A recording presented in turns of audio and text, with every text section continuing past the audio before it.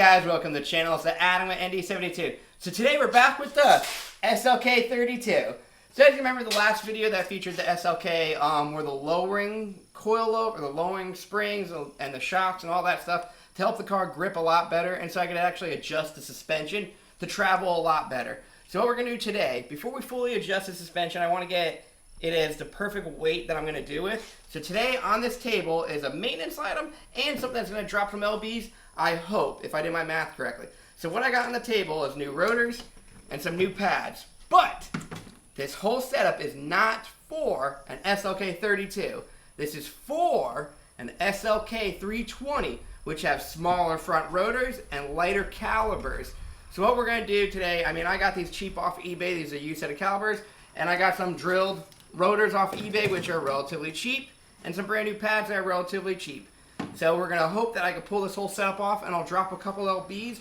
Also, while we're in there, we're going to do a little bit of a testing for a future brake product, because I got a theory that this aluminum Brembo will actually fit this car perfectly. And these are so much lighter than even this steel. One piston design, these 4 pistons are so much lighter, and I'll actually show you how light they are. Alright, so as you can see, this is a CALABER, which is 15 pounds loaded with brake pads. And this is the 4-piston Brembo one. Let's let that reset.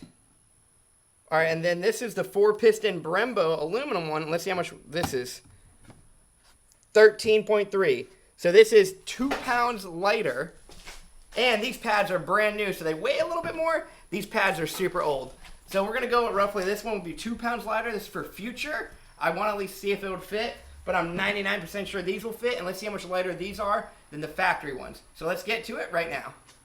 Alright, so how I'm going to start doing the rotors, we're going to take out the rotor screw. So this one's going to be a Torx. Mine's a T30, some of them were T35s.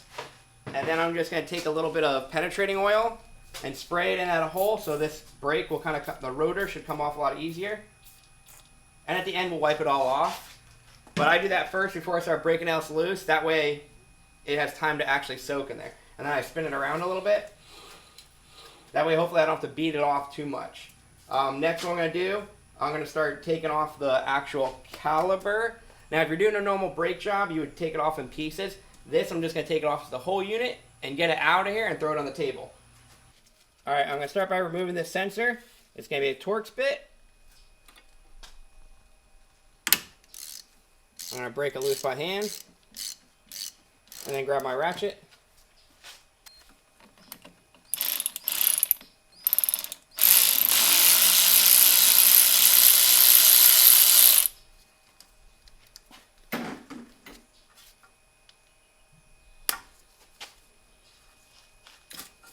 So we're just going to swing this out of the way. And now I'm going to actually break off the caliber bolts. I'm going to break them loose, then I'm going to break loose the actual brake hoses.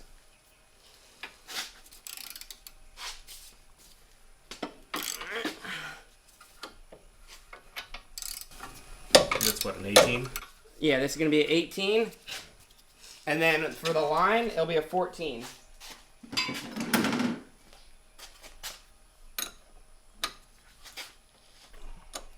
So once you break the line loose, then start taking off these bolts, and you could actually swing the caliber up.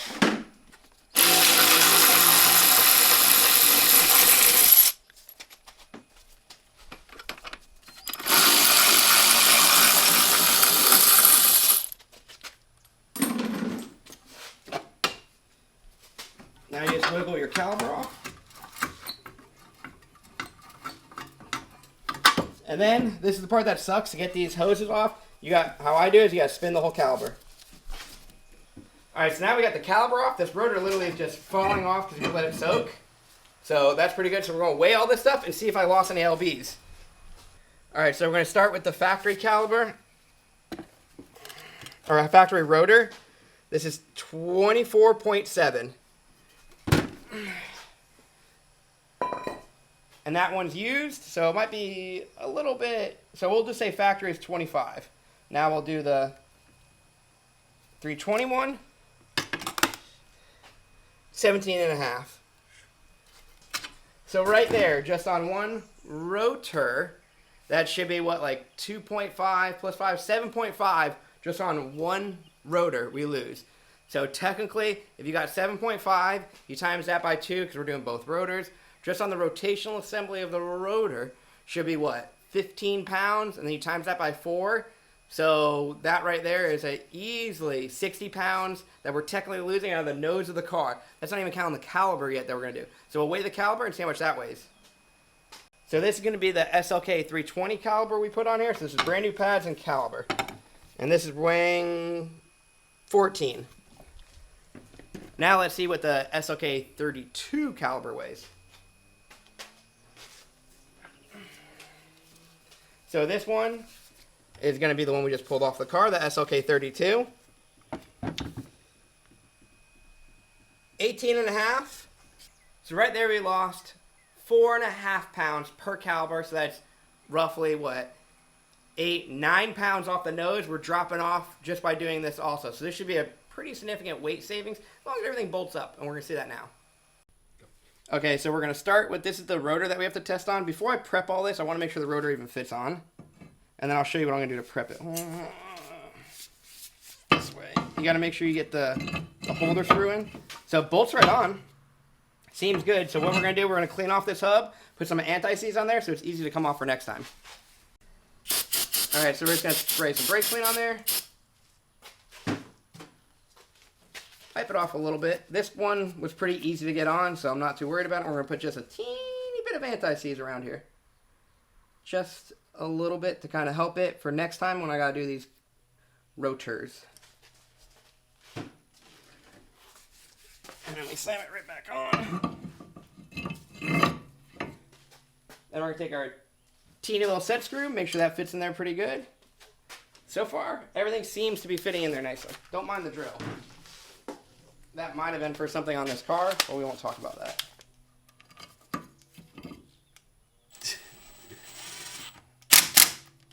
Get a little ugga-dugga and spins pretty good like that. I don't see anything weird so far. Like new. And now we'll try with the calibers. Alright, next we're going to see if this part of the caliber fits on. So I got my bolts, I got some torque stripe on them. So far, I mean, it's going in good. I mean, I got Loctite on it, not torque stripe, 100% my bad. That's a different project from a different job. Alright, we'll tighten these up with the electric ratchet first.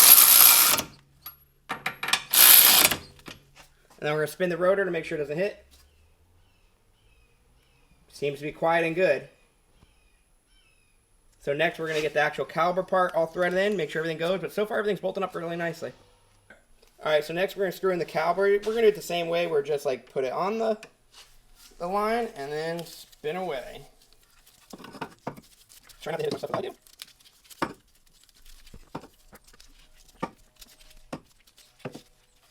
And then also when you're putting these calipers on, make sure the bleeder screw is facing upwards. So we got that all on there. And it seems like it bolts right in. So I'm going to go throw the pads on here and lube everything up and bolt it in and spin it and make sure everything's good.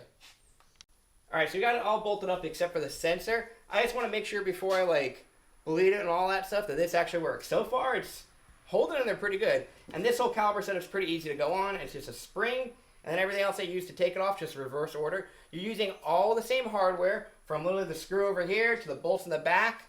Everything just goes right on. So I'm going to throw the wheel on. The moment of truth is if this is like a weird shape and now my wheel doesn't fit. We're going to see that and make sure it doesn't hit anything.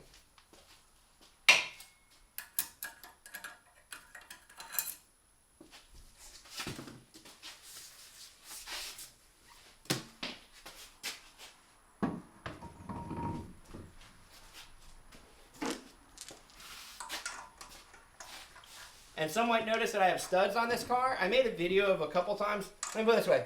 I love the studs on these cars. It lets you do a couple different wheel options. And as you saw how easy that was to put these, if anyone else had to put cars, had to do lug bolts before, you know how annoying that is.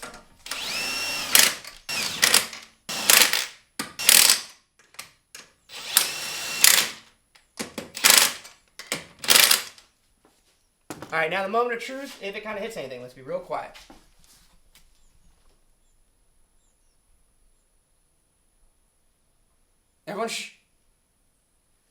perfect. And as you can see, there's no drag on this. Like, I barely spun it, and that wheel is still spinning. Let's see how long it'll go.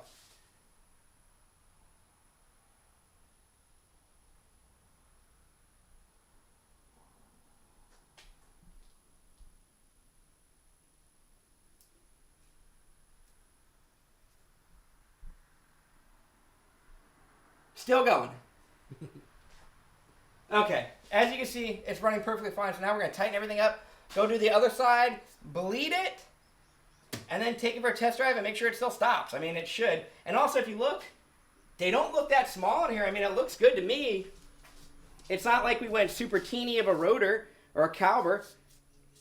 This is still a pretty good setup. So we're going to drop it all down, torque everything in there, tighten everything up, and then bleed it out after we do the other side. All right, so we got everything all set up right now. We're going to do a quick little bleed because I ran out of fluid, so I'm going to go get more fluid. But I got my partner in there. He's with the brake. So pump it. All right, hold it. So this is just a 9 right here, and then we'll bleed it off and see how much air comes out. Oh, geez, a little bit of a squirter. All right, pump it. All right, hold it. Pump it. All right, hold it. All right, so that's pretty good for that one. We're going to move to the other side and just keep doing this. And then I'm going to go get new fluid, and we're literally going to flush the whole car out. I just want to make sure these hold pretty good. All right, so we've been driving around a little bit, and the brakes literally feel just like any other brake. So we'll do a little bit of spirited driving and see how they still go for, like, aggressive stopping.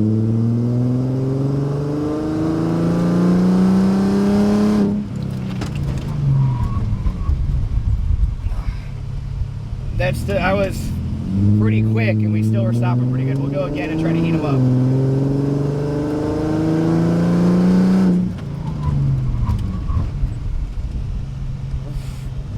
That's definitely, these are 100% plenty brakes to stop me, because that was making me a little bit nauseous. So we'll do one more hard stop and then pull it in, because I'll definitely overheat them doing this.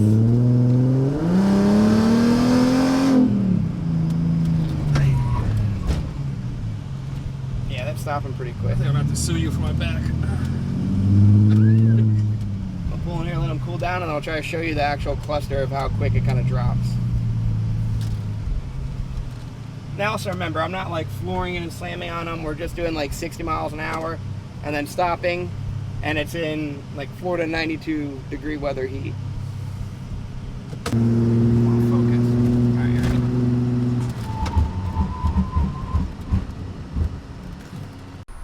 All right, so we just took it for a test drive, and as you see, we did like 5 or 6 hard passes, and even this like 92-degree weather heat, the car stops. I mean, at least feels like it stops pretty good. I showed like the whole like how it was slowing down, so they feel really good. We dropped to quite a bit of weight, of rotational weight, and I think they look pretty nice over there. They're a little bit hot right now, like not too bad. Now this setup is not going to be good for like a road racing setup. I don't think you definitely would want more brakes. But for what I do is daily driving and drag racing, this should be fine for me. It should be safe enough. The car is not super heavy car, so this should be an adequate amount of braking. And if it doesn't, I will go back to the old setup, or I'll upgrade to the 4-piston Brembos. But I want to try this one out for a little bit, because this whole setup was really effing cheap. It was under $200 to get the calibers from eBay, rotors, pads, this whole setup. So I think I have to look how much I dropped again, but I definitely dropped X amount of pounds. And well, hopefully that will get me closer to getting to the 10 seconds. So I hope you guys like this video. Hope you guys learned a little bit. Maybe you'll try this on your SLK32 if you want to go a little bit faster. Make sure you guys throw a comment down, throw some likes, share the video, and I'll talk to you guys later.